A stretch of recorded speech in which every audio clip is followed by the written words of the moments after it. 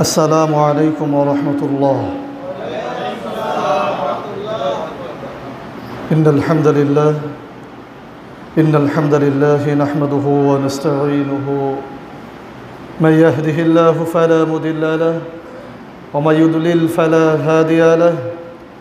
أشهد أن لا إله إلا الله وحده لا شريك له وأشهد أن محمدًا عبده ورسوله. أما بعد فإن خير الحديث كتاب الله وخير الهدي هدي محمد صلى الله عليه وسلم وشر الأمور محدثاتها وكل بدعة ضلالة وكل ضلالة في النار. মহান আল্লাহ সুবহানাহু ওয়া তাআলার দরবারে শুকরিয়া আদায় করছি। আল্লাহ রাব্বুল আলামিন আমাদের সকলকে দুনিয়ার যাবতীয় ব্যস্ততাকে দূরে ঠেলে দিয়ে শয়তানের যাবতীয় তৎপরতা ছিন্ন করে আল্লাহ সুবহানাহু ওয়া তাআলার ডাকে সাড়া দিয়ে যথাসময়ে জুমার সালাত আদায় করতে আসার তৌফিক দান করেছেন। এই জন্য সেই আল্লাহ তাআলার আলিশান দরবারে শুকরিয়া আদায় করে পড়ছি আলহামদুলিল্লাহ। মহান আল্লাহ সুবহানাহু ওয়া তাআলার দরবারে আমরা আরও শুকরিয়া আদায় করছি। বিভিন্ন রকম ষড়যন্ত্র, বিভিন্ন রকম ভয়, বিভিন্ন রকম সমালোচনা, এইগুলিকে উপেক্ষা করে আমরা কোরআন ও সুন্নাহর আলোচনা শুনতে আসতে পারি বা আমরা বলার জন্য আসতে পারি। এই জন্য আরেকবার শুকরিয়া আদায় করে পড়ছি আলহামদুলিল্লাহ। প্রিয় উপস্থিতি, আপনারা দীর্ঘদিন আমার সাথে আছেন। আমি আপনাদের সামনে আলোচনা করি, আপনারা শোনেন। আপনাদের আলোচনা শোনার যেমন একটি উদ্দেশ্য আছে, আমার আলোচনা করারও একটি উদ্দেশ্য আছে। তবে শ্রোতা যারা থাকে তাদের শোনার উদ্দেশ্য থাকে দুইটা, আর যারা তাওহীদের দায়ী থাকে তাদের বলার উদ্দেশ্য থাকে একটা।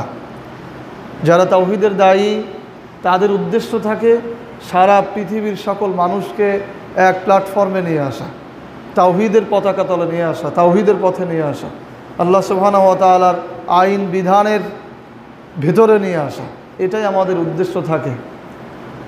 এবং মুহাম্মদ সাল্লাল্লাহু আলাইহি সাল্লামের উদ্দেশ্য বা নবী রাসূল যারা ছিলেন প্রত্যেকের উদ্দেশ্য একই রকম ছিলেন। এই জন্যই আল্লাহ সুবহানাহু ওয়া তাআলা তাদের কাজ দেখে বলেছেন যে আপনি তো আপনার নিজেকে ধ্বংস করে দেবেন। এত বেশি কাজ করতেন, এত বেশি চিন্তা তাদের মধ্যে ছিল মানুষকে ভালো করার জন্য। আমাদের মধ্যে অত বেশি চিন্তা নেই, তবে আমরা চেষ্টা করি মানুষকে এক প্ল্যাটফর্মে নিয়ে আসার জন্য, তাওহীদের পথে আনার জন্য। কিন্তু যারা শোনার মধ্যে সাধারণত দুই ধরনের লোক থাকে। এক ধরনের লোক থাকে যারা সত্যিকারে মনোযোগ সহকারে শোনে, যারা আমল করার চেষ্টা করে, যারা এই কথাগুলো বোঝার চেষ্টা করে, অন্যদেরকে বোঝানোর চেষ্টা করে। আর এক শ্রেণীর লোক থাকে হচ্ছে সমালোচনা করার জন্য, কি কথা বলবে আর কোন কথাটা ভুল হবে সেই কথাটা নিয়ে যাতে তিলকে তাল করে অন্য মানুষকে এই আলোচনা থেকে দূরে রাখা যায়, এরকমও কিছু লোক থেকে থাকে। তো আমি এগুলো নিয়েই আমরা সাধারণত আলোচনা করে থাকি। আল্লাহর রসুল বা অন্য নবী রাসূলগণ সবাই একই ধরনের সমস্যার সম্মুখীন হয়েছেন। অনেক কথা বলেছেন, তার মধ্যে হয়তো একটি কথা ভুল হয়ে গেছে বা মিস্টেক হয়ে গেছে, ব্যাস সেটা নিয়েই মুনাফিক যারা ছিল তারা তুলকালাম কাণ্ড সৃষ্টি করেছে। সে অবস্থা আগেও ছিল, ধারাবাহিকভাবে ছিল, এখনও একই অবস্থা আছে। এখন আমরা যখন কোনো কথা হয়তো আবেগের কারণে বা বিভিন্ন কারণে বলে থাকি, তখন সেই কথাটা নিয়ে বিভিন্ন রকম আলোচনা সমালোচনা করা হয় যেন আমাদের আলোচনাগুলো বন্ধ হয়ে যায়। তো আমরা তাদেরকে বলতে চাই যে এরকম সমালোচনাকারী যারা, তাদের সমালোচনাটা আমাদের উপকারে আসে, কিন্তু তাদের এটা ভাবার কোনো সুযোগ নেই যে আমরা যেই আকীদায় বিশ্বাসী, যেই মানহাজে বিশ্বাসী, যেই চিন্তায় বিশ্বাসী, এই চিন্তা থেকে তাদের সমালোচনার কারণে আমরা সরে আসব, এরকম চিন্তা চেতনা মানসিকতা আমাদের মোটেও নেই। কাজেই যারা সমালোচনা করেন তারা সমালোচনা করে অযথায় তাদের সওয়াবটা আমাদেরকে দিয়ে দেন। সমালোচনা এক জিনিস আর পরামর্শ আর এক জিনিস। পরামর্শ হচ্ছে অনেক সময় যারা সিনিয়র থাকেন, বাবা তোমার এই কথাটা এইভাবে না এইভাবে বললে ভালো হতো, ভাই তোমার কথাটা এইভাবে না এইভাবে বললে ভালো হতো। আর সবসময় মনে রাখতে হবে যে আমি কাউকে আঘাত করার জন্য বা কাউকে অপমান করার জন্য কথা বলিনি। হয়তো বলার ভঙ্গি, বলার ভাষা, বক্তব্যের অ্যাটিটিউড এটা ভিন্ন হতে পারে। তো আপনারও এরকম ভালোবাসা থাকতে হবে আমাকে সংশোধন করার জন্য। কিন্তু আপনি সমালোচনা করবেন, তার মানে আপনার ভেতরে কিছু কুটিলতা আছে, যার আরবি বলা হয় নেফাক।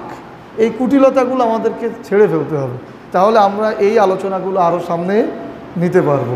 আমরা এখানে আলোচনা করি, শুধু আমাদের আলোচনাটা এখানেই সীমাবদ্ধ নয়, আমরা আলোচনা ছড়ানোর চেষ্টা করি পৃথিবীব্যাপী, যেন সারা পৃথিবীর মানুষ এই কথাগুলো শুনে তাওহীদ বোঝে, তাওহীদের দিকে আসে।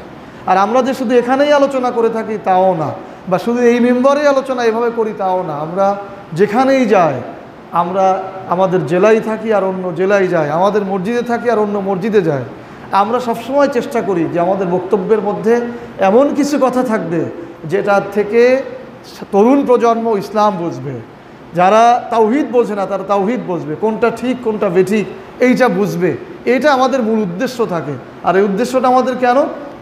সাধারণত আমাদের দেশে অসংখ্য আলেম রয়েছেন যেনারা তাসবির ফজিলত, কোরআন তেলাওয়াতের ফজিলত, 12 মাসের যে ফজিলতগুলো আছে এইগুলো অনেকেই বলে থাকেন, বলতে বলতে বলতে বলতে প্রায় এগুলো আমাদের কি মুখস্থ হয়ে গেছে। কিন্তু তাওহীদ কাকে বলে, তাগুত কারা বা কাকে বলে, ইসলাম প্রতিষ্ঠা কি, খেলাফত কি, বা এই যে জীবন ব্যবস্থাটা কি, আইন বিধান রচনার অধিকার কার, বা মুসলিমরা কোন আইনে চলবে, এই যে যে বিষয়গুলো, কোরআনের দুনিয়াবি যে বিষয়গুলো রয়েছে, এই বিষয়গুলো নিয়ে অধিকাংশ ক্ষেত্রে আলোচনা কম হয়। আমরা চাই, যেহেতু দীর্ঘ বছর ধরে ওই আলোচনাগুলো হয়েছে, 50, 100, 200 বছর ধরে হয়েছে, এই 200 বছরের মধ্যে এই আলোচনাগুলো কম হয়ে গেছে। সেই বালাকোটের যুদ্ধের পর, বিশেষ করে ভারতবর্ষে বালাকোটের যুদ্ধের পর এই আলোচনাগুলো অনেকটা কম হয়ে গেছে। শুধু কবরের আলোচনা, শুধু ফজিলতের আলোচনাটাই বেশি হয়ে গেছে। সিয়ামের ফজিলত, মুহররমের ফজিলত, কোরআন তেলাওয়াতের ফজিলত, জিকিরের ফজিলত, খাওয়ানোর ফজিলত, সালামের ফজিলত, এইগুলো আমরা অনেক আলোচনা করেছি, শুনেছি, মুখস্থ হয়ে গেছে। কিন্তু জিহাদের ফজিলত, খেলাফতের ফজিলত, রাষ্ট্র ব্যবস্থার ফজিলত, এই ব্যবস্থার এই আলোচনাগুলো আমাদের কাছে অনেকটাই কি কম হয়ে গেছে। তো এইগুলো ইসলামের একটা পার্ট না, তো এইগুলো আমাদের করা দরকার না? একটা প্রতিষ্ঠানে আমরা যখন ক্লাস 9, 10-এ পড়েছি, 11টা সাবজেক্ট ছিল। তো যিনি কৃষি শিক্ষার শিক্ষক তিনি তো আমাদেরকে ওই সায়েন্স পড়াতেন না, ফিজিক্স পড়াতেন না। যিনি ইতিহাসের শিক্ষক তিনি ভূগোল পড়াতেন না। যার যে সাবজেক্ট ছিল সে বিষয়েই আলোচনা করতেন। আমাদের শিক্ষা, আমাদের চিন্তা চেতনা, আমাদের মানহাজ, আমরা যেটা শিখেছি যে রাষ্ট্রকে পরিবর্তন করতে হবে, কোরআন দ্বারা সাজাতে হবে, কোরআনের আইন দ্বারা কোরআনের আইন বাস্তবায়ন করতে হবে, জনগণকে এই দিকে নিয়ে আসতে হবে। এই সাবজেক্টের উপরে আমরা লেখাপড়া করেছি। আমরা কোরআনের আইন পড়েছি, আমরা ফিক পড়েছি, আমরা শরীয়তের ল পড়েছি, আমরা রাষ্ট্রবিজ্ঞান পড়েছি, আমরা ওই সাবজেক্টেরই শিক্ষক। সুতরাং আমাদের কাছে আসলে আপনারা এই কথাগুলোই শুনবেন। যদি আপনাদের কাছে এই কথাগুলো মনোভূত না হয়, আপনি শুনবেন না। আরও তো খুতবা হয় অনেক জায়গায়, আপনি সেখানে শোনেন। আমার কথাই কি রাগ হচ্ছে নাকি আমাদের? আমি এই সাবজেক্টেরই শিক্ষক, আমার এই কথাই বলতে হবে, আমি এই পারি। তারপরেও তো আপনাদের চেষ্টা করি আমার পেছনের লেকচারগুলো শুনবেন। অনেক ফজিলতের বক্তব্য আছে না নেই? তাসবির ফজিলত আছে, যে এই তাসবির ফজিলত এক বক্তব্য 6 মাস ধরে দেওয়া যায়, আমি একদিনে দিয়েছি। বুঝলেন নাই? 6 মাস ধরে যে বক্তব্য তাসবির যতগুলো বলবে একজন খতিব, আমি একদিনে ততগুলো বলে দিয়েছি। আপনি সেটা আমল করেন। আর বিভিন্ন রকম ভয় দেখায় আমাদের তেমন কোনো লাভ নেই, কারণ ওই জায়গাগুলোতে আমাদের মুখস্থ হয়ে গেছে। একসময় আমরা ছিলাম না ভেতরে, 7.5 মাস ছিলাম। তো আমরা যখন বুঝতেছিলাম যে আমরা এখন বের হয়ে যাব, তখন আমার বুখারি পড়া ছিল ভেতরে প্রায় শেষ পর্যায়ে। তখন অনেকটা এরকম ভেবেছিলাম যে আল্লাহ আর কয়েকদিন পরে যেন বের হই, এখান থেকে যেন পুরাটা শেষ করে বের হতে পারে। কাজে আপনি আমাকে এই ধরনের ভয় দেখায় আপনি কোনোই লাভ করতে পারবেন না। 2013 সাল থেকে আজকে পর্যন্ত, 2013 সাল থেকে আজকে পর্যন্ত আমরা বাড়ি পুরাপুরি নীরবে নিভৃতে ঘুমাই না। 2 দিন বাড়ি থাকলে 5 দিন বাইরে থাকি। তা আপনি আমার ভয় দেখায় কি করবেন? কাজে এইগুলো আপনি আপনার ইসলাম থেকে আপনাকে সরায় নিচ্ছেন। বরং আপনারা আমাদেরকে আরও উৎসাহ দেবেন। আমরা বয়সে ছোট না, আমরা বয়সে অল্প না, আপনারা আমাদেরকে আরও উৎসাহ দেবেন যে না আপনি এই কথা বলেন, জাতিকে এগুলো জানানো দরকার। কিন্তু আপনি আমাকে নিরুৎসাহিত করছেন, তার মানে আপনি কি চান? কাজেই এগুলো সমালোচনা করে আমরা খুব বেশি পাল্টে যাব মনে হয় না। তো আমরা আল্লাহর কাছে এইটাই প্রার্থনা করি, যতদিন পর্যন্ত আমরা বেঁচে থাকব ততদিন এরকম কথাই বলবো ইনশাআল্লাহ। আমরা বিভিন্ন সরকারি প্রতিষ্ঠান বা রাষ্ট্রায়ত্ত প্রতিষ্ঠানে চাকরি না করার অন্যতম একটা কারণ হচ্ছে লেকচার দেওয়া। মনে করেন আজকে আমার হাতে এই লেকচার নোটে যেই আয়াত, যে হাদিস আছে, এটা কোনো রাষ্ট্রীয় প্রতিষ্ঠানে চাকরি করে বলা অনেক কঠিন ব্যাপার। এরকম লেকচার দিয়ে যদি কোথাও পাঠানো হয় তাহলে আমার ওই চাকরি আর থাকবে না। আমি ছোট একটা চাকরি করতাম আজ থেকে 10 বছর আগে, একেবারে কি ছোট চাকরি, সেটা শুধু এই কথার কারণে আমার চাকরি চলে গেছিলো। সেই দিন থেকে আমি সিদ্ধান্ত নিয়েছিলাম যে আমি যদি কোনো চাকরি করি রাষ্ট্রায়ত্ত, তাহলে আমার মুখ বন্ধ হয়ে যাবে। আমি যা লালন করি, আমি যা শিখেছি, উস্তাদরা আমার ভিতরে যা ঢুকাইছে, আমার কাছ থেকে আমার উস্তাদরা যা আশা করে, এইটা আমি আর বলতে পারবো না। কারণ মাস গেলে আমি 30,000 40,000 টাকা বেতন পাবো। তখন আমি চিন্তা করব যে হায় হায়, আমার চাকরিটা যদি চলে যায় তো আমার ছেলে মেয়েকে আমি কী করে খাওয়াবো। এই জন্য সেই দিন থেকে সিদ্ধান্ত নিয়েছিলাম রাষ্ট্রায়ত্ত কোনো চাকরি করব না। একটা ব্যবস্থা হবেই, আল্লাহ একটা ব্যবস্থা করবেন। আমি কি আপনাদের কাছে কোনোদিন ঝাল চাইতে আসছি নাকি? চাকরি করি না এই জন্য আপনার কাছে কি ঝাল চাইতে গেছি যে আপনি আমার জাল ফুরাই গেছে একটু জাল দেন? আপনার কাছে কোনোদিন চাল চাইতে গেছি যে একটু চাল দেন? তাহলে আমাকে নিয়ে আপনারা এত চিন্তা কেন? আমাকে নিয়ে চিন্তা করবেন কে? আল্লাহ সুবহানাহু ওয়া তাআলা। আমি তার কাজ করে, আমি কি তার কাজ করি, সুতরাং আমাকে নিয়ে চিন্তা করার দরকার নেই। মনে করেন বাংলাদেশে যারা রাষ্ট্রের চাকরি করে, রাষ্ট্রে মনে করেন ফ্লাড হয়ে গেছে, বন্যা হয়ে গেছে, তবুও যারা রেশন পায় তাদের রেশন বন্ধ হবে? আর্মি বিডিআর এদের রেশন বন্ধ হবে? কেন হবে না? বিদেশ থেকে এনে দেবে, কারণ তারা তাদের লোক, তাদেরকে ঠিক রাখতেই হবে। তো আমরাও তো আল্লাহর লোক। কার লোক? বিশ্বাস হয় না এটা? তো আল্লাহ আমাদের ব্যবস্থা করে দেবেনি। এটা নিয়ে তো এত চিন্তা করা। আজকে আমার অনেক বন্ধুরা আছে, একসাথে লেখাপড়া করেছে, তারা অনেকেই অনেক জায়গায় চাকরি করছে। আমার অনেক আলেম পরিচিত আছে যাদেরকে বলি যে ভাই এরকম কঠিন পরিস্থিতিতে আপনি এরকম একটা লেকচার দিতে পারলেন না কেন? তখন ওনারা বলেন যে ভাই এই কথাগুলো যদি বলি তাহলে তো এখানে চাকরি থাকবে না। আমি সেদিন থেকে সিদ্ধান্ত নিয়েছিলাম আমি আমার মুখ বন্ধ করে রাখতে চাই না। আমি জাতিকে জানাতে চাই ইসলাম কি, আল্লাহ রসুল কি আদর্শ নিয়ে এসেছেন, কোরআন কি, খেলাফত কি, এটা বোঝাতে চাই। আমাদের এই মসজিদে এসে যদি কেউ খেলাফত সম্পর্কে আপনাদের প্রশ্ন করে, দু একটা কথা বলতে পারবেন না? পারবেন কি না? তাগুত সম্পর্কে যদি প্রশ্ন করে বলতে পারবেন না? কোরআনের আইন সম্পর্কে যদি প্রশ্ন করে বলতে পারবেন না? পারবেন। এটাই আমি এতদিন ধরে বোঝানোর চেষ্টা করেছি। সুতরাং আমার জন্য আপনারা দোয়া করবেন। কি করবেন? দোয়া করবেন। সমালোচনা করে আপনি কোনো লাভ করতে পারবেন না। অযথায় আপনি যাদের সঙ্গে সমালোচনা করবেন তাদের কাছে আপনি আরও ঘৃণিত হবেন। আর এরকম সমালোচনা আমাদের জন্য সবসময় এটা আমাদের কাছে খুব বেশি খারাপ মনে হয় না, কারণ সমালোচনা আল্লাহ রসুলের করেননি। আল্লাহ রসুলকে জাদুকর বলা হয়েছে, পাগল বলা হয়েছে, উন্মাদ বলা হয়েছে। তো সমস্যাটা কি? আমাদের যদি দুই একটু কথা বলে সমস্যাটা কোথায়? কাজে এইগুলো বলে আমাদেরকে কোনো রকমই আমাদের মুখ বন্ধ করা যাবে না। আমরা 7.5 মাস জেলখানায় ছিলাম, যতদিন পর্যন্ত জেলখানায় ছিলাম জেলখানার মানুষরা হেদায়েত হয়ে গেছিল। কাজে এইগুলো বলা বলি করে চিন্তা করেন যে আমরা যদি এইগুলো বলি তাহলে উনি বোধহয় এই বক্তব্য বন্ধ করে দেন। তো সেরকম হয়েছে নাকি? আমরা দৌড়ানি কি কম খাইছি নাকি? তো বন্ধ করে দিয়েছি সব। কাজেই এইগুলো আপনারা করবেন না, বরং আমার জন্য কি করবেন? দোয়া করবেন যে এই কথাগুলো যেন আরও বেশি বেশি হয়। কি হয়? মানুষ যেন এই কথাগুলো আরও বেশি জানতে পারে। আপনি নোট করেন, আজকে যারা কাগজ কলম নিয়ে আসছেন নোট করেন, এইখানে যে আয়াত হাদিসগুলো আছে, আপনি এই আয়াত হাদিসগুলো কত জরুরি মানুষের জন্য বা এই বর্তমান সময়ের জন্য আপনি চিন্তা করতে পারবেন না। অথচ এই কথাগুলো যদি আমরা না বলি, একজন জেনারেল শিক্ষিত একজন সাধারণ মানুষ এই কথাগুলো কোথায় পাবে? তো আমার ভিতরে আছে, আমি এটা বলবো না? তাহলে তো আল্লাহ আমাকে বলেছেন যে তুমি পেঁচায় কোনো কথা বলবা না, কোনো পেঁচালো কথা বলবা না, সোজাসুজি বলবা। কোরআনের আয়াতে আমি যা অবতীর্ণ করেছি যেভাবে করেছি সেভাবে বলবা। আল্লাহর কথা ঘোরানোর কোনো সুযোগ আছে? আল্লাহ বলেছেন লা ইউকাল্লিমুহুমুল্লাহু ইয়াওমাল কিয়ামা, যদি তুমি আল্লাহর কথা ঘুরায় বলো কিয়ামতের মাঠে আমি তোমার সাথে কথা বলবো না। ওয়ালা ইউযাক্কিহিম, তোমাকে আমি পবিত্র করব না। হাদিসে আল্লাহ রাসূল বলেছেন 5টি প্রশ্ন ব্যতীত হাসরের মাঠে একজন লোক একটু আগাতে পারবে না। তার মধ্যে একটি প্রশ্ন আছে তোমার ইলম অনুযায়ী কতটুকু আমল করেছো। তা আমার ভিতরে যে ইলম আছে সেই ইলম যদি আমি প্রচার না করি, আমি যদি না বলি, তাহলে আমার জান্নাত শেষ, দুনিয়াও শেষ। দুনিয়া আমরা কি একেবারে যেহেতু অত বেশি দুনিয়ার পিছনে চাকরি বাকরি টাকা পয়সার পিছনে ছুটি না, তো কিছু ত্রুটি তো থাকতেই পারে। তা দুনিয়াও আমরা ভালো থাকলাম না, ভালো খেলাম না, স্ত্রী সন্তানকে ভালো রাখতে পারলাম না, আবার কথাও পেঁচায় গুছায় বলে আসরের মাঠে আল্লাহর কাছে খারাপ হয়ে গেলাম, তাহলে আমাদের যে দুই কুলি গেল। কাজেই আমরা এরকম পেঁচায় কথা বলতে রাজি নেই।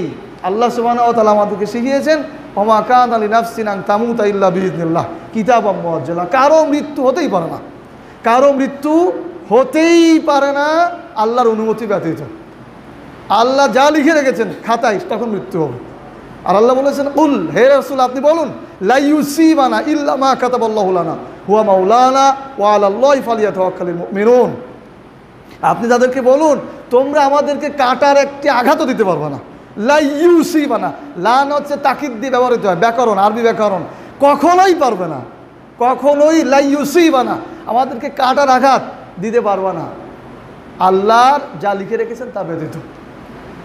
কাজেই এইগুলো তো আমরা শিখেছি, আমরা রাত জেগে পড়েছি, তখন আমরা এটা বুঝতাম না আল্লাহ এখানে কী বোঝাতে চাইছেন, এখন বুঝি যে আল্লাহ কী বোঝাতে চেয়েছেন।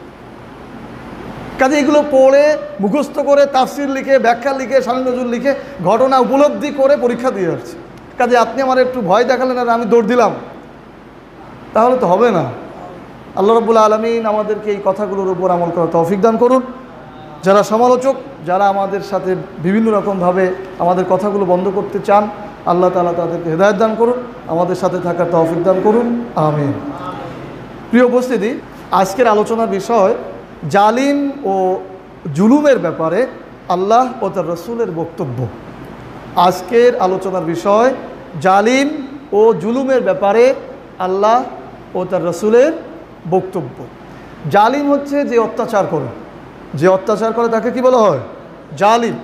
অত্যাচার দুই ধরনের হয়, একটা হচ্ছে নিজের উপরে অত্যাচার, আর একটা হচ্ছে মানুষের উপর অত্যাচার, নিরীহদের উপর অত্যাচার।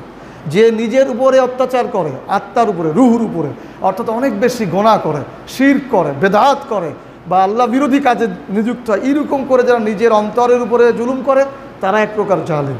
আর যারা সাধারণ মানুষ, নিরীহ মানুষের উপরে অত্যাচার করে তারা আর এক প্রকার জালিম। তো আজকে আমরা যেই জালিম সম্পর্কে আলোচনা করব, যারা নিরীহ মানুষের উপর অত্যাচার করে, যারা শক্তি ক্ষমতার বলে নিরীহ মানুষের উপর অত্যাচার করে, এই ধরনের জালিমদের ব্যাপারে আল্লাহ ও তার রসুল কি বলেছেন সেই ব্যাপারে আলোচনা করব। আর জুলুম হচ্ছে কি, যে একজন মানুষের উপরে যা করে কষ্ট দেওয়া হয় সেটাই হচ্ছে কি জুলুম। আর এই জুলুম সম্পর্কে সর্বপ্রথম রসুল সাল্লাল্লাহু আলাইহি সাল্লাম বলেছেন তোমরা প্রত্যেক প্রকার জুলুম থেকে, অত্যাচার থেকে দূরে থাকবা, কারণ আয-যুলমু যুলমাতুন ইয়াউমাল কিয়ামা, কিয়ামতের দিনে এই জুলুম, এই অত্যাচার অন্ধকার রূপে আসবে। অর্থাৎ তুমি সেদিন কোনো পথ খুঁজে পাবা না। কিয়ামতের মাঠে তুমি কোনো পথ, তোমার যে জান্নাতে যাওয়ার পথ বা ক্ষমা পাওয়ার যে পথ, এই পথ তুমি খুঁজে পাবে না। তুমি দুনিয়াতে যে জুলুম করেছো সেই জুলুম সেদিন অন্ধকার হয়ে আসবে, তোমার পথকে ঘিরে রাখবে, তুমি মুক্তির পথ খুঁজে পাবা না। সুতরাং যে কোনো প্রকারের জুলুম থেকে, অত্যাচার থেকে আমাদেরকে কি দূরে থাকতে হবে। সেটা মানুষের উপরে হতে পারে, পশু পাখির উপরে হতে পারে, যে কোনো প্রকার জুলুম থেকেই আমাদেরকে কি বিরত থাকতে হবে।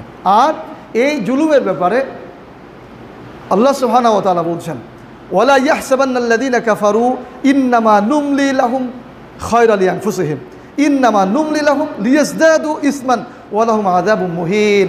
আল্লাহ বলছেন ওয়ালা ইয়াহসাবান্নাল্লাযীনা কাফারু, যারা ইসলাম বিরোধী, যারা আল্লাহ বিরোধী, যারা আল্লাহদ্রোহী, তারা যেন কখনোই চিন্তা করে না ইন্নামা নুমলি লাহুম খায়রাল লিআনফুসিহিম, তাদেরকে ছাড় দেওয়া হয়, তাদের কল্যাণ দেওয়া হয়, তাদেরকে ছাড় দেওয়া হয় তাদের কল্যাণের জন্য, এইটা যেন কখনোই তারা মনে না করে। ইন্নামা নুমলি লাহুম লিয়াজদাদু ইসমান, বরং তাদেরকে ছাড় দেওয়া হয় এই জন্য যেন তাদের পাপকে আরও বৃদ্ধি করতে পারে, যেন তাদের পাপকে আরও তারা বৃদ্ধি করতে পারে। এইরকম অত্যাচার করে, এইরকম ইসলাম বিরোধী কাজ করে, আল্লাহদ্রোহী কাজ করে, কোরআন বিরোধী কাজ করে, তাদের পাপ যেন আরও বেশি বেশি করে নেয়, যেন আমি মৃত্যুর পরবর্তীতেই তাকে জাহান্নামের মধ্যে দিতে পারি। কোনো রকম ভালো কাজ যেন না থাকে, ভালো কাজ থাকলেই তো আমার একটু আবার অন্যরকম বিবেচনা করা লাগবে। এই জন্য যারা অপরাধী, যারা জালিম, তাদেরকে আমি ছাড় দেই, তাদেরকে আমি যে একটু ছেড়ে রাখি পাপ করার জন্য, যেন তারা এই পাপকে আরও কি করে, বৃদ্ধি করে নেয়। ওয়ালাহুম আযাবুম মুহিন, আর আমি যেন তাদেরকে পীড়াদায়ক শাস্তি দিতে পারি, কঠিন শাস্তি যেন আমি তাদেরকে দিতে পারি। এই জন্য আমি যা আল্লাহদ্রোহী, যা ইসলাম বিরোধী, তাদেরকে ছাড় দিই, তাদেরকে প্রথম কিছু বলি না। সূরা ইমরান আয়াত নম্বর 178।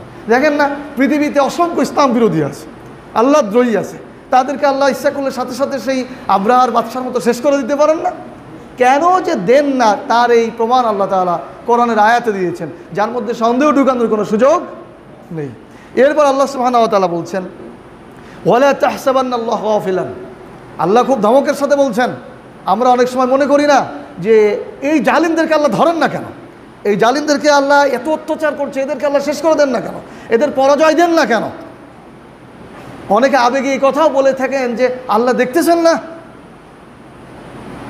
সেই কথার জবাব আল্লাহ বলছে ওয়ালা তাহসাবান্নাল্লাহ ওয়ালা তাহসাবান্নাল্লাহ গাফিলান, তুমি কখনোই মনে করবা না, তুমি কখনোই মনে করবা না আল্লাহ গাফেল, দুনিয়াতে কি হচ্ছে এটা আল্লাহ দেখছেন না, জালিমেরা কি অত্যাচার করছে এটা যে আল্লাহ দেখছেন না, এইটা তুমি কখনোই মনে করবা না। আম্মা ইয়ামালুয যালিমুন, জালিমরা যে আমল করে, জালিমরা যে কাজ করে, এইটা যে আল্লাহ দেখছেন না এটা তুমি কখনোই মনে করবে না, ধারণাও করবে না। ওয়ালা তাহসাবান্না, মানে তুমি কখনো ধারণা করবে না যে আল্লাহ এই ব্যাপারে গাফেল, আল্লাহ কিছু দেখছেন না, কিছু জানছেন না, কিছু শুনছেন না, এই ব্যাপারে আল্লাহ গাফেলের তুমি মনেও করবে না। কোন ব্যাপারে? জালিমদের অত্যাচারের ব্যাপারে। ইন্নামা ইউআখিরুহুম লিয়াউমিন তাশখাসু ফীহিল আবসার, এই জালিমদেরকে আল্লাহ তাআলা সেই দিন পর্যন্ত ছাড় দিবেন, এই জালিমদেরকে, এই অত্যাচারীদেরকে আল্লাহ তাআলা সেই দিন পর্যন্ত ছাড় দিবেন যেই দিন তাদের চক্ষু হবে ঊর্ধ্বমুখী, যেই দিন তাদের চক্ষু হবে ভীত সন্ত্রস্ত। অর্থাৎ হাসরের মাঠে তাদের এই জুলুমের কারণে যখন শাস্তি দেখবে, বিপদ দেখবে, মুসিবত দেখবে, সেদিন তারা ঊর্ধ্বমুখী হয়ে ছুটবে। যাদের চক্ষু হয়ে যাবে মানে একেবারে ভয়ঙ্কর অবস্থা, দুশ্চিন্তাযুক্ত, সেই দিন পর্যন্ত আমি জালিমদেরকে ছাড় দিয়ে থাকি। এটা আল্লাহ সুবহানাহু ওয়া তাআলা বলেছেন। কে বলেছেন? সুতরাং আল্লাহ তাআলা যে জালিমদের এই কাজগুলি, এই অত্যাচারগুলি দেখছেন না, মোটেও কথাটি সেটা সঠিক নয়। আল্লাহ সমস্ত কিছু দেখছেন। আল্লাহ উপরে কেন? আল্লাহ রাব্বুল আলামিন উপরে জায়গা নিলেন কেন? কারণ উপর থেকে নিচে যত বেশি ভালো দেখা যায়, আপনি যত উপরে যাবেন তত পৃথিবীর সমস্ত কিছু আস্তে আস্তে আপনার ছোট হয়ে চোখে ধরা পড়বে। আপনি প্লেনে ওঠেন, দেখবেন যে এই বেশি দেখা যাচ্ছে, সব কিছু ছোটো হয়ে যাচ্ছে, সব কিছু কি ছোটো হয়ে আপনার কাছে অনেকটা চলে আসবে। আপনি পৃথিবীর ম্যাপ হাতে নেন, দেখবেন যে দেখলেই অনেক কিছু দেখা যাচ্ছে, কিন্তু আপনি এখানে থাকেন কিছু দেখতে পারবেন না। ঠিক একইভাবে আল্লাহ সুবহানাহু ওয়া তাআলা উপরে আছেন, পৃথিবীর কোথায় কি হচ্ছে না হচ্ছে এটা আল্লাহ সুবহানাহু ওয়া তাআলা সব কিছু কি দেখছেন। ওই যে একদিন লেকচার দিয়েছিলাম, লুকমান তার সন্তানকে উপদেশ দিয়েছিল, তুমি যে অপরাধ করবে, এই অপরাধ যদি তুমি পাহাড়ের নিচে লুকিয়ে রাখো, শিলা অর্থাৎ পানির উপরে যে বরফখণ্ড, এই বরফখণ্ডের উপরেও যদি নিচে লুকিয়ে রাখো, সেটাও কি আল্লাহ রাব্বুল আলামিন দেখেন। সুতরাং এই যে পৃথিবীতে এই যে ফিলিস্তিনে অত্যাচার হচ্ছে, এই যে বাংলাদেশে অত্যাচার হচ্ছে নিরীহদের উপরে, এটা যে আল্লাহ রাব্বুল আলামিন দেখছেন না, এটা মোটেও সঠিক কথা নয়, বরং প্রত্যেকটা দেখছেন। শুধুমাত্র জালিমদেরকে ছাড় দিচ্ছেন কেন?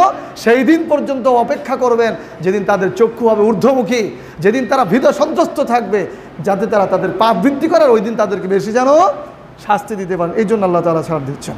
প্রিয় উপস্থিতি, ইসলাম কখনো নিরীহ মানুষের উপরে আক্রমণ করার অনুমতি দেয় না। ইসলাম কখনো কোনো, সে হোক মুসলিম হোক অমুসলিম, নিরীহদের উপরে আক্রমণ করা বা হত্যা করার কোনো অনুমতি ইসলাম দেয় না। ইসলামের প্রতিষ্ঠা লগ্নে মুহাম্মদ সাল্লাল্লাহু আলাইহি সাল্লামের নেতৃত্বে বা আদেশে প্রায় 27টি যুদ্ধ সংগঠিত হয়েছে। 27টি যুদ্ধের অনুমতি দিয়েছেন রাসূল সাল্লাল্লাহু আলাইহি সাল্লাম।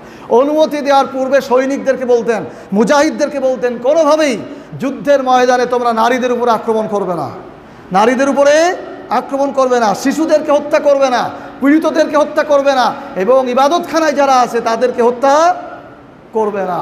এভাবে রাসূল সাল্লাল্লাহু আলাইহি সাল্লাম মুজাহিদদেরকে, সৈন্যদেরকে নির্দেশ দিয়েছেন। ঘটনাক্রমে কোনো এক যুদ্ধে একজন মহিলাকে আক্রমণ করা হয় যে কোনো কারণে, এবং সেই মহিলা নিহত হয়। যখন তার লাশ রাসূল সাল্লাল্লাহু আলাইহি সাল্লামের সামনে আনা হয়েছিল, অথবা ওনাকে যখন সংবাদ পাঠানো হয়েছিল, তখন রাসূল বলেছেন যে যেই মহিলাকে হত্যা করেছো তার দায় দায়িত্ব আমার নেই। বারবার আল্লাহ রাসূল বলেছেন যে হত্যা করেছো তার দায় দায়িত্ব আমার নয়। তখন যিনি হত্যা করেছিলেন তিনি কিন্তু মূলত ইসলামের পক্ষে যুদ্ধ করতে গিয়েছিলেন। তিনি তখন বলেছিলেন যে আজকের দিনটা যদি আমার জন্য না আসতো তাহলে আমি ভালো থাকতাম, কারণ রাসূল বলছেন যাকে আমি হত্যা করেছি তার ব্যাপারে দায় দায়িত্ব আমার নেই। সুতরাং ইসলাম কখনো নিরীহ মানুষকে আক্রমণ করার, হত্যা করার কোনো অনুমতি দেয় না। প্রিয় উপস্থিতি, ইসলামের নিয়ম হচ্ছে, ইসলামের আদেশ হচ্ছে, যুদ্ধের ময়দানে নিরস্ত্র লোককে কখনো আক্রমণ করা চলবে না। যুদ্ধের ময়দানে নিরস্ত্র লোককে কখনো আক্রমণ করা চলবে না। যার একটি উদাহরণ হচ্ছে খাইবারের যুদ্ধে আলী রাদিয়াল্লাহু তাআলা আনহু, যিনি ছিলেন বীর, যিনি যুদ্ধ করছিলেন, এই অবস্থায় যার সাথে যুদ্ধ করছিলেন একেবারে মুখোমুখি, তখন প্রতিপক্ষের তরবারি ভেঙে যায়। প্রতিপক্ষ যে ছিল তার তরবারি ভেঙে গেলে সে নিরস্ত্র হয়ে পড়ে, তখন আলী রাদিয়াল্লাহু তাআলা আনহু নিজে আরেকটা তরবারি তার হাতে দিয়েছিলেন, তুমি এখন আমার বিরুদ্ধে যুদ্ধ করো। যতক্ষণ পর্যন্ত সে আরেকটা তরবারি ব্যবস্থা করতে পারে নাই, ততক্ষণ পর্যন্ত আলী রাদিয়াল্লাহু তাআলা আনহু স্থির ছিলেন যে নিরস্ত্র করে মানুষকে আক্রমণ করা বা হত্যা করা এটি ইসলাম গ্রহণ করে না। এটাই হচ্ছে ইসলাম। সুতরাং ইসলামের জন্য যারা যুদ্ধ করেছিল তারা ছিল সুপুরুষ। তারা ছিল কি? সুপুরুষ, যারা বীর, যারা সমানে সমানে লড়াই করেছে, সমানে সমানে যুদ্ধ করেছে, নিরস্ত্র ব্যক্তির উপর আক্রমণ করে নাই। আর যারা নিরস্ত্র ব্যক্তির উপর আক্রমণ করে, যারা এরকম করে যুদ্ধের মাঠে আন্দোলন অবস্থায় যারা নারীদের উপর আক্রমণ করে, এরা হচ্ছে কাপুরুষ। এরা কি? কাপুরুষ। সমানে সমানে লড়াই করতে হবে, সমানে সমানে যুদ্ধ হবে, এটাই হচ্ছে ইসলাম শিখিয়েছে। মনে রাখতে হবে যে একজন নিরীহ মানুষকে হত্যা করলো, যে একজন নিরীহ মানুষকে হত্যা করলো, নিরস্ত্র মানুষকে হত্যা করলো, সেজন্য পৃথিবীর সকল মানুষকে হত্যা করলো, তার আমলনামায় পৃথিবীর সকল মানুষের হত্যার গোনা তার আমলনামায় লেখা হবে। আল্লাহ সুবহানাহু ওয়া তাআলা বলেছেন, মান কাতালান নাস বিগাইরি হক, যে ব্যক্তি অন্যায়ভাবে কাউকে কোনো একজন মানুষকে হত্যা করলো, হোক সে মুসলিম হোক সে অমুসলিম, কাতালান নাস জামিআ, সে যেন পৃথিবীর সকল মানুষকে হত্যা করে ফেললো। তাহলে আজকে যারা নিরীহ মানুষকে হত্যা করছে, যারা অত্যাচার করছে, যারা নিরস্ত্র মানুষের উপর আক্রমণ করছে, এরা যে সকল মানুষকে হত্যা করবে, এর প্রত্যেকটি পৃথিবীতে যত মানুষ হত্যা হবে, সকল মানুষের গোনা তার আমলনামায় লিপিবদ্ধ হবে। আর রাসূল সাল্লাল্লাহু আলাইহি সাল্লাম বলেছেন, যে কেউ অন্যায়ভাবে কাউকে হত্যা করলো, যে কেউ অন্যায়ভাবে কাউকে হত্যা করলো, যে ব্যক্তি হত্যার শিকার হলো, তার আমলনামায় যত গুনাহ আছে, তার আমলনামায় যত গুনাহ আছে, হত্যাকারীর আমলনামায় সেই গুনাহ চলে আসবে। সুতরাং আজকে যারা নিহতের হত্যার শিকার হচ্ছে, এদেরই তাকদীর ভালো। যদিও বাহ্যিকভাবে মনে হচ্ছে যে এটা একটা কষ্টের, কিন্তু এদের সমস্ত গুনাহ যারা আক্রমণ করলো, যারা তাকে হত্যা করলো, তার আমলনামায় চলে যাবে, সে নিষ্পাপ হয়ে আল্লাহর সামনে উঠবে। প্রিয় উপস্থিতি, অনেকে আমরা বলে থাকি আত্মরক্ষার জন্য, আত্মরক্ষার জন্য আমরা তাকে হত্যা করেছি। অনেকে বলে থাকে এরা রাষ্ট্রদ্রোহী, এরা বিশৃঙ্খলা সৃষ্টিকারী, এই জন্য এদের উপরে গুলি চালানো হয়েছে।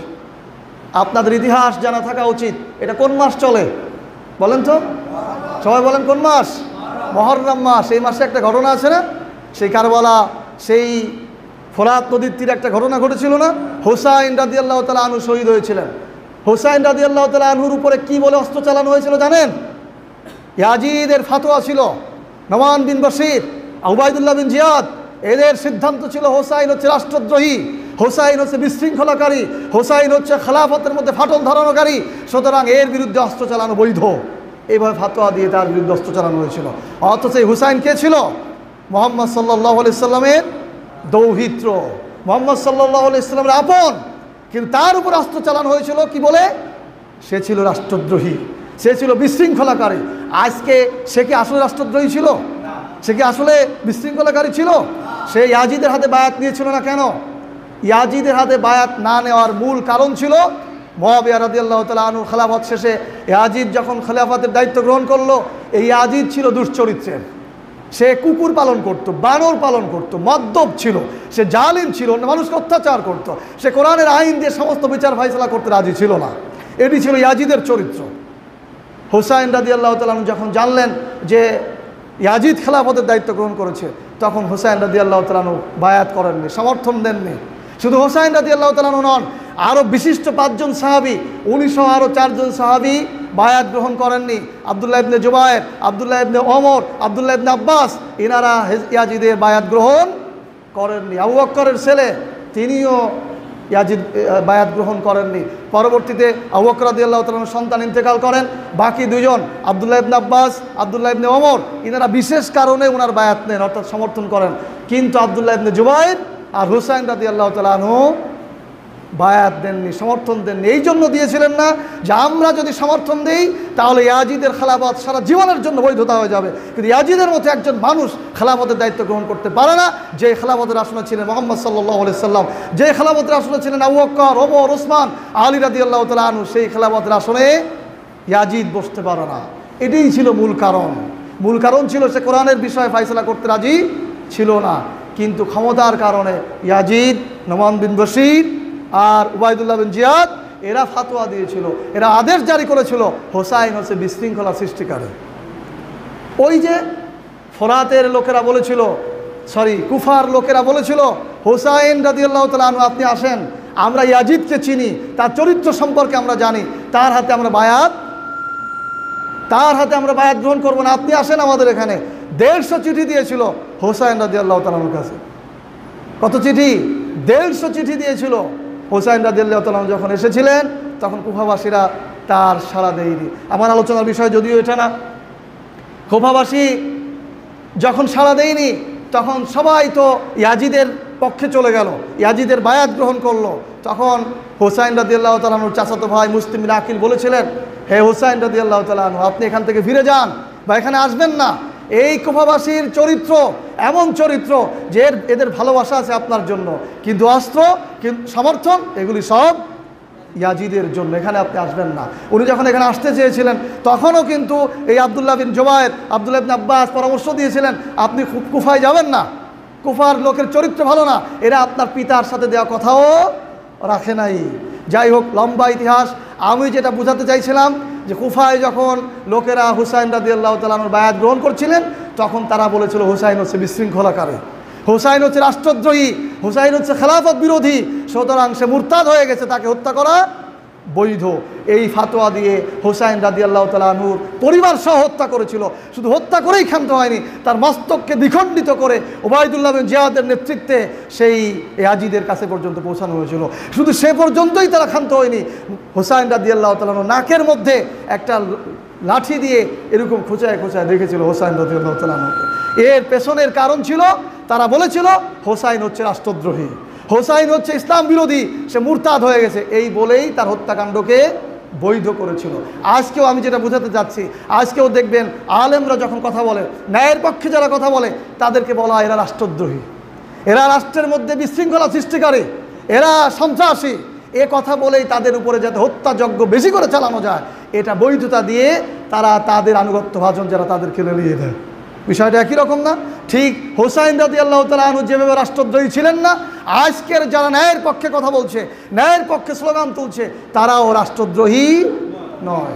এটা আমাদের খুব ভালো করে ধারণায় রাখতে হবে। প্রিয় উপস্থিতি, এবার আমরা বলবো যারা জালিমের সহযোগী হয়ে অত্যাচারে সামিল হয়, খুব মনোযোগ দিয়ে শোনেন, জালিমের সহযোগী হয়ে যারা অত্যাচারে সামিল হয় তাদের ব্যাপারে আল্লাহ সুবহানাহু ওয়া তাআলা বলেছেন, অত্যাচার করে যারা, এই অত্যাচারীদের সাথে সামিল হয়ে যারা নিরীহ মানুষের উপর অত্যাচার করে তাদের ব্যাপারে আল্লাহ তাআলা বলছেন ওয়ালা তারকানু ইলাল্লাযিনা যালামু ফাতামাসসাকুন নার।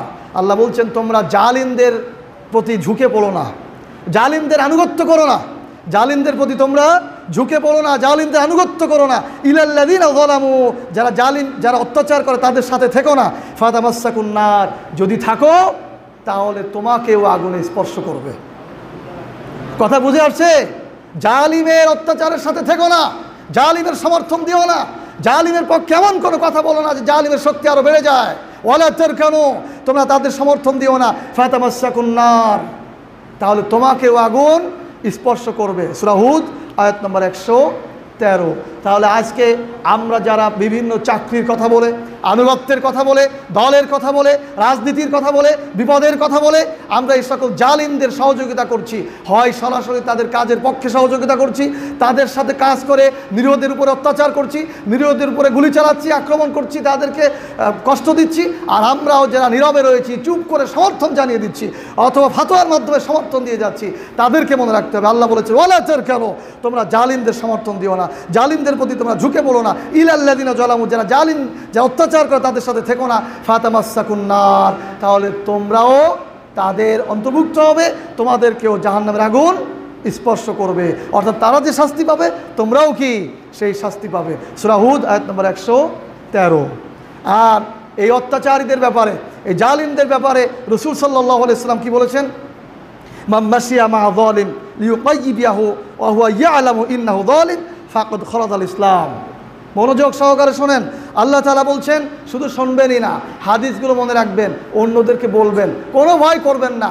আল্লাহ আপনার বিপদ না রাখলে বিপদ হবে না। সুতরাং ভয় পাবেন না, এগুলি হাদিসের কথা, এগুলি কোরআনের কথা, এগুলি আপনি নির্দ্বিধায় বলবেন, মানুষকে জাগ্রত করবেন, সজাগ করবেন, এটাই তো কাজ। আপনি মুসলিম, আপনার দায়িত্ব এটা।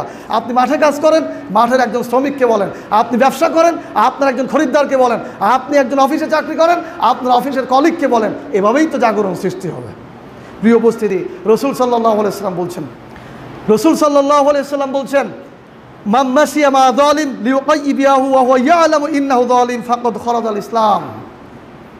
আল্লাহ রসুল বলছেন, মান মাশিয়া মা যালিম লিয়ুকাইবিয়াহু, যে ব্যক্তি জালিমের সাথে থেকে, যে ব্যক্তি জালিমের সাথে থেকে তার শক্তি বৃদ্ধি করবে, যে ব্যক্তি জালিমদের সাথে থেকে, অত্যাচারীদের সাথে থেকে তার শক্তি বৃদ্ধি করবে, ওয়া হুয়া ইয়ালামু ইন্নাহু যালিম, অথচ সে জানে এরা অত্যাচারী, এরা অত্যাচারী, এটা জানে, ফাকাদ খারাজাল ইসলাম, জানার পরেও যে জালিমদের সহযোগিতা করবে সে ইসলাম থেকে বের হয়ে যাবে।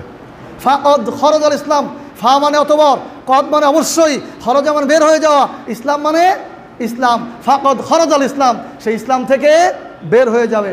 বাইহাকি শরীফের হাদিস।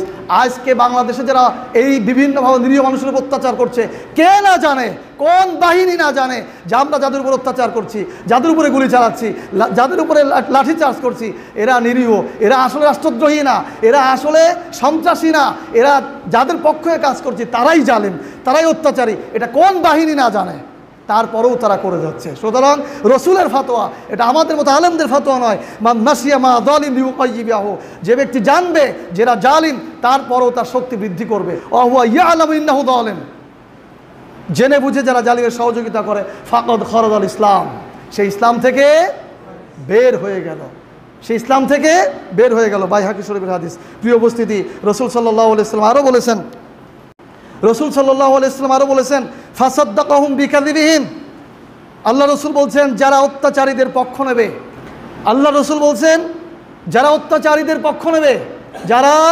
অত্যাচারীদের পক্ষ নেবে, ফাসাদ্দাকাহুম বিকাযিবিহিম, এবং যারা তাদের মিথ্যাকে সমর্থন দেবে, ওয়ানাহুম আলা যুলুমিহিম, এবং তাদের অত্যাচার, তাদের জুলুমের সমর্থন করবে, ফালাইসা মিন্নি, তারা আমাদের অন্তর্ভুক্ত নয়, ওয়ালাস্তু মিনহু, এবং আমিও তাদের কেউ নই।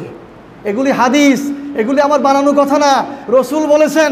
আপনার হাদিস নাম্বার লেখেন, এই গ্রন্থ লেখেন, আপনার মিলায়ে দেখবেন।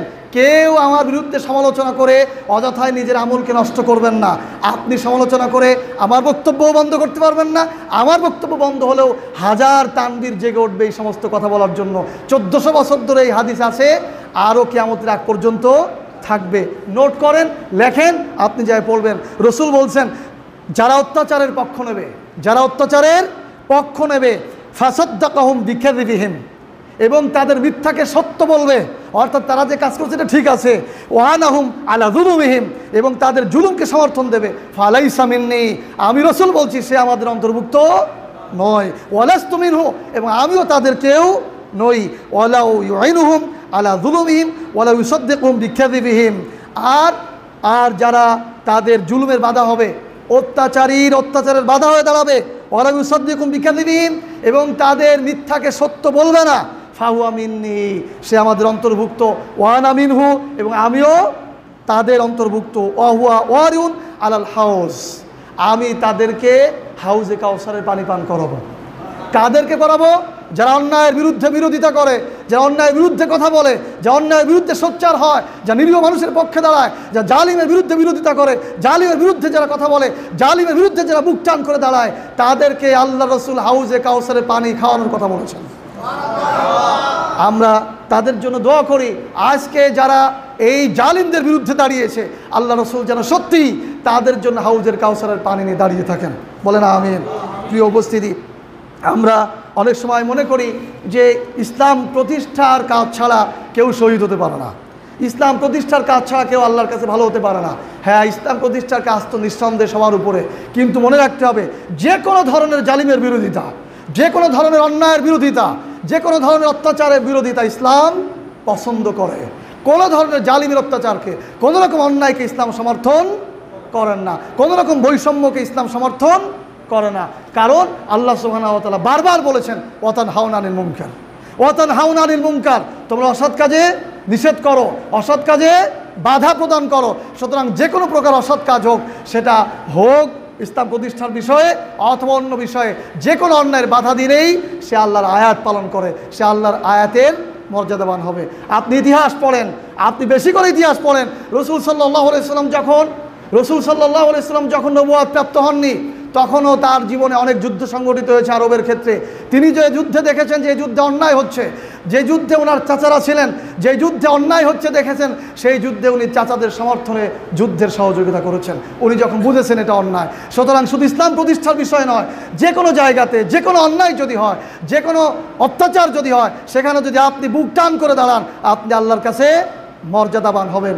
আর আপনি যদি বিড়ালের মতো মিউ মিউ করে চলে আসেন, তাহলে আপনি আল্লাহর কাছে ঘৃণিত হবেন। আল্লাহ আপনাকে অতারহাউনানের মুনকার, এই যে আয়াতের ফরজ আদেশ দিয়েছেন, এটা আপনি পালন করেননি। প্রিয় উপস্থিতি, আল্লাহ রসুল বলেছেন, মান রাআ মিনকুম মুনকারান ফালইয়ুগাইয়িরহু বিয়াদিহি। মান রাআ মিনকুম মুনকারান, তোমাদের সামনে যদি কোনো অপরাধ হয়, তোমাদের সামনে যদি কোনো অন্যায় হয়, তাহলে সেটা হাত দিয়ে বাধা দাও। কি দিয়ে বাধা দাও? হাত দিয়ে বাধা দাও, মানে শক্তি দিয়ে বাধা দাও। বলতে পারবেন এই হাদিসটা জয়ীফ না সহিহ? হ্যাঁ, কোন গ্রন্থের হাদিস বলতে পারবেন? মুসলিম শরীফের হাদিস। কোন গ্রন্থের হাদিস? মান রাআ মিনকুম মুনকারান ফালইয়ুগাইয়িরহু। যদি তোমার সামনে কোনো অপরাধ হয়, কোনো অন্যায় হয়, সেটা কি করো? হাত দিয়ে বাধা দাও। ফালইয়ুগাইয়ির ফাইন লাম ইয়াস্তাতি ফাবিকলবিহি, যদি সেটা পরিবর্তন, যদি তুমি সেটা হাত দিয়ে না পারো, তাহলে কি করো? মুখ দিয়ে বলো এটা করা যাবে না, আন্দোলন করো, প্রতিবাদ করো, প্রতিরোধ করো। না, এরকম অন্যায় আমরা করতে দিতে পারি না।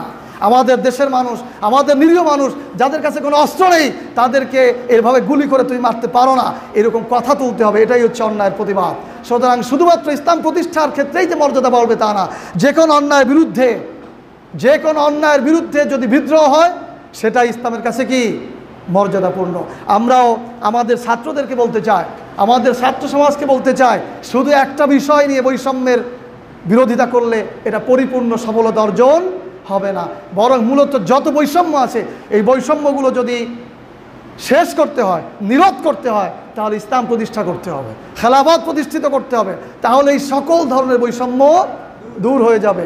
এগুলি বলতে গেলে অনেক কথা বলতে হবে। সুতরাং আমাদের তরুণ সমাজকে, আমাদের ছাত্র সমাজকে, এই আন্দোলন যৌক্তিক, কিন্তু আরও বড় যৌক্তিক আন্দোলন হচ্ছে এদেশে মুসলিমরা বসবাস করে। সুতরাং এখানে ইসলামী খেলাফত, ইসলামী শাসন প্রতিষ্ঠিত করতে হবে। তাহলে সমস্ত বৈষম্য দূর হয়ে যাবে। যার একটি বাস্তব উদাহরণ, আমাদের তরুণ সমাজকে আমরা খেলাফতের ইতিহাস পড়ার অনুরোধ করব। হযরত ওমর রাদিয়াল্লাহু তাআলা আনহু যখন খেলাফতের দায়িত্বে ছিলেন, হযরত ওমর রাদিয়াল্লাহু তাআলা আনহু শাসন আমলে একটি দাবি করা হলো এরকম, বা অনুরোধ করা হলো, যারা ইসলাম বিজয়ের জন্য যুদ্ধ করেছে, ভালো করে শোনেন, ওমর রাদিয়াল্লাহু তাআলা আনহুর খেলাফতের আমলে কিছু সংখ্যক লোকের দাবি বা অনুরোধ ছিল এরকম, যারা ইসলাম বিজয়ের জন্য, প্রতিষ্ঠার জন্য জিহাদ করেছে, যুদ্ধ করেছে, যারা ক্ষতবিক্ষত হয়েছে, তাদেরকে রাষ্ট্রের থেকে কিছু ভরণ পোষণ দেওয়া হোক। ওমর রাদিয়াল্লাহু তাআলা আনহু তখন বলেছিলেন, তারা যুদ্ধ করেছে, জিহাদ করেছে, ইসলাম প্রতিষ্ঠা করেছে আল্লাহর ভালোবাসায়, রসুলের ভালোবাসায়। সুতরাং আমি তাদেরকে দুনিয়ায় সামান্য প্রতিদান দিয়ে ছোট করতে চাই না। তাদের প্রতিদান রয়েছে আল্লাহর কাছে। আমার এই ভূখণ্ডে একজন ইসলাম প্রতিষ্ঠাকারী, জিহাদকারীর জন্য যেই ভাতা, যেই রেশন বরাদ্দ থাকবে, একজন সাধারণ নবমুসলিমের জন্যও সেই ভাতা, সেই রেশন বরাদ্দ থাকবে। ইসলামের খেলাফতে কোনো বৈষম্য ছিল না। আজকে যে আন্দোলন শুরু হয়েছে, আজকে আমার যে অসংখ্য ভাই বুকে গুলি নিয়েছে, ছোট ছোট বাচ্চা রেখে গুলি খেয়েছে, আমরা তো কথা বলতে ভয় পাই। এই যে এই কথাগুলো বলছি, আমরা অনেকেই মনে করছি কি সর্বনাশ, হুজুর তো এই কথাগুলো বলে আমাদের বিপদে ফেলে দেবে। আরে ভাই, এটা তো কথা, আমাকে মেরে ফেলবেন, আমাকে হয়তো কিছুদিন জেলখানায় আটকে রাখবে, কিন্তু আবু সাঈদ, তার ছেলের বয়স আমার ছেলের মতো, তার মেয়ের বয়স আমার মেয়ের মতো। সে যদি বুক টান করে দাঁড়াতে পারে অন্যায়ের প্রতিবাদ করে, তাহলে আমি কেন শুধু কথা বলতে পারবো না? আমি কেন শুধু স্লোগান তুলতে পারবো না? এত ভীরু ইমানদার তো আমরা নই, এত নগণ্য মানুষ তো আমরা নই। সুতরাং কথা বলতে হবে, প্রতিবাদ জানাতে হবে, প্রতিরোধ করতে হবে। তো এইটার বৈষম্য যদি দূর করতে হয়, ওমর রাদিয়াল্লাহু তাআলার মতো ঘোষণা আসবে তখনই, যখন খেলাফত প্রতিষ্ঠা হবে। সকল মানুষ সমান হবে, সকল মানুষ সমান হবে। শুধুমাত্র যারা এই কোনো কিছু করবে, তাদের সম্মান মর্যাদা থাকবে, তাদের ভালোবাসা থাকবে, তাদের শ্রদ্ধা থাকবে। তারা দেশকে ভালোবেসে, প্রকৃত দেশপ্রেমিক হয়ে তারা যুদ্ধ করেছিল। আমরা তাদের জন্য দোয়া করি যে আল্লাহ যেন তাদেরকে মাফ করে দেন। যারা চেষ্টা করেছিল, আমরা আজকে স্বাধীন ভাষায় কথা বলছি, তাদের সম্মান মর্যাদা কোনো অংশেই কম নয়, বরং আজকে তাদেরকে এই সহযোগিতার নামে আরও বেশি অপমান করা হচ্ছে তাদের। প্রিয় উপস্থিতি, আমরা বলবো আমাদের এই তরুণ সমাজ যদি ইসলাম প্রতিষ্ঠার দিকে চলে আসে তাহলে অবশ্যই সকল প্রকার বৈষম্য দূর হয়ে যাবে। আর এই তরুণ সমাজকে জাগরণ করার দায়িত্ব আমাদের, বিশেষ করে আমাদের যারা আলেম রয়েছে, যারা খতিব রয়েছে, তাদের দায়িত্ব হচ্ছে এই তরুণ সমাজকে ইসলাম বোঝানো, খেলাফত বোঝানো, ন্যায় ইনসাফ বোঝানো। আজকে যেভাবে এই ছাত্র আন্দোলনের ছাত্র নেতারা তাদেরকে বোঝাতে সক্ষম হয়েছে, এই কোটাকে যদি তোমরা বিলোপ করতে না পারো তাহলে তোমরা কঠিন পরিস্থিতির মধ্যে পড়বা। প্রত্যেকে এই সমস্যাটাকে নিজের বলে মনে করেছে। এই কোটা আন্দোলনে যারা আজকে রাজপথে, প্রত্যেকে এই সমস্যাটাকে কি নিজের বলে মনে করেছে। এই জন্য সবাই সমস্ত কিছু বাধা পেরিয়ে, স্ত্রীর ভালোবাসা, বাবা মার নিষেধ, বড় ভাইয়ের নিষেধ, সমস্ত বাধা পেরিয়ে তারা জানে যে পথে গেলে মৃত্যু নিশ্চিত হতে পারে, তারপরেও তারা রাজপথে আসছে। কারণ তারা বুঝেছে এই বৈষম্য, প্রত্যেকেই বৈষম্যের শিকার, এইটা তারা বুঝেছে, এটা তারা বুঝেছে, এই জন্য তারা আজকে রাজপথে নেমেছে। ঠিক ছাত্রনেতাদের মতো আমরা যারা আলেম রয়েছি, আমরা যারা খতিব রয়েছি, আমরা যারা দ্বীনের দায়ী রয়েছি, আমরা যদি আমাদের তরুণ সমাজকে বোঝাতে পারি ইসলাম প্রতিষ্ঠা করো, আমরা যদি আমাদের তরুণকে বোঝাতে পারি তাগুত কারা, তাওহীদ কারা, দুনিয়া কি, পরকাল কি, ইসলাম কি, ইসলামিক শাসন কি, খেলাফত কি, গণতন্ত্র কি, সেকুলারিজম কি, এইটা যদি আমরা আমাদের তরুণ সমাজকে এই মিম্বর থেকে বোঝাতে পারি, তাহলে যেদিন এই তরুণ সমাজ, এই ছাত্র সমাজ তাওহীদ আর তাগুতের ব্যাপারে সচেতন হবে, তখন তারাও যখন প্রত্যেকে তার এই সমস্যাকে নিজের বলে মনে করবে, হ্যাঁ আমাদেরকে তাগুতের সাথে সম্পর্ক ছিন্ন করতে হবে, সেদিন এই বাংলাদেশে সেই তাহরির স্কয়ারে মিশরে যেমন আন্দোলন হয়েছিল, বাংলাদেশেও আবারও এই আন্দোলন হবে এবং ইসলামিক শাসন প্রতিষ্ঠিত হবে। তার জন্য আমাদের মতো খতিবদের, আমাদের মতো দায়ীদের ব্যাপকভাবে ভূমিকা পালন করতে হবে। এই কঠিন কথাগুলো, এই তিক্ত সত্য কথাগুলো তরুণ সমাজের সামনে উপস্থাপন করতে হবে। আল্লাহ সুবহানাহু ওয়া তাআলা আমাদের সকলকে এই তৌফিক দান করুন, আমিন। এবং যারা অন্যায়ের বিরুদ্ধে বিরোধিতা করছে, অন্যায়ের বিরুদ্ধে বিদ্রোহ করছে, আল্লাহ তাআলা তাদেরকে যেন উত্তম মর্যাদা দান করেন, বলেন আমিন। আর যারা এখনও পর্যন্ত এই ন্যায়ের অন্যায়ের পক্ষে সমর্থন দিয়ে যারা অত্যাচার করছে, আল্লাহ রাব্বুল আলামিন তাদেরকে হেদায়েত দান করুন, সঠিক বুঝ দান করুন, সকলে বলেন আমিন। সুবহানাকাল্লাহুম্মা ওয়া বিহামদিক, আশহাদু আল্লা ইলাহা ইল্লা আনতা, আস্তাগফিরুকা ওয়া আতুবু ইলাইক।